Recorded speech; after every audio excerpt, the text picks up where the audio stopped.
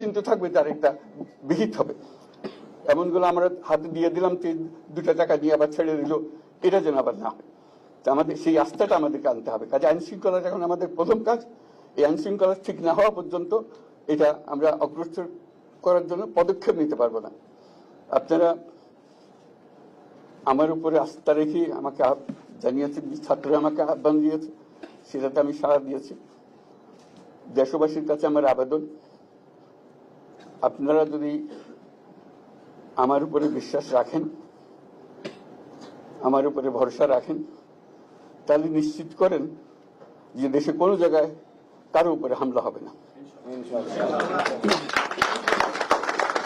এটা আমাদের প্রথম দায়িত্ব। এটা যদি আমি করতে না পারি, এটা আমার কথা যদি না শোনেন আপনারা, তাহলে আমার প্রয়োজন এখানে নাই। আমাকে বিদায় দেন, আমি আমার কাজে থাকি, সেখানে আমি ব্যস্ত থাকি।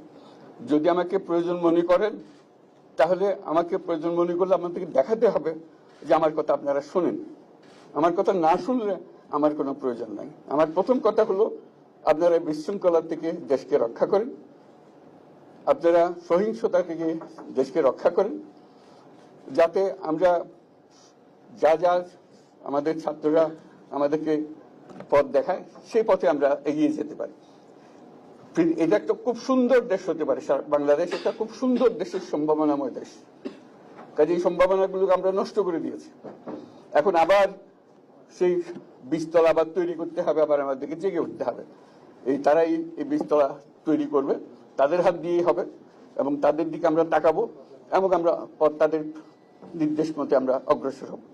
এখানে সরকারি কর্মকর্তা কর্মচারী যারা আছেন, সেনাবাহিনী, বিমান বাহিনী, নৌবাহিনী প্রধানরা যারা আছেন, তাদের প্রতি অনুরোধ, আমরা একটা পরিবার, এইটার মধ্যে যেন আমাদের গোলযোগ না হয়, আমরা একযোগে একসাথে চলতে পারি, এবং আমরা তড়িৎ গতিতে একটা সুন্দর বাংলাদেশ গড়ার পথে এগিয়ে যেতে পারি।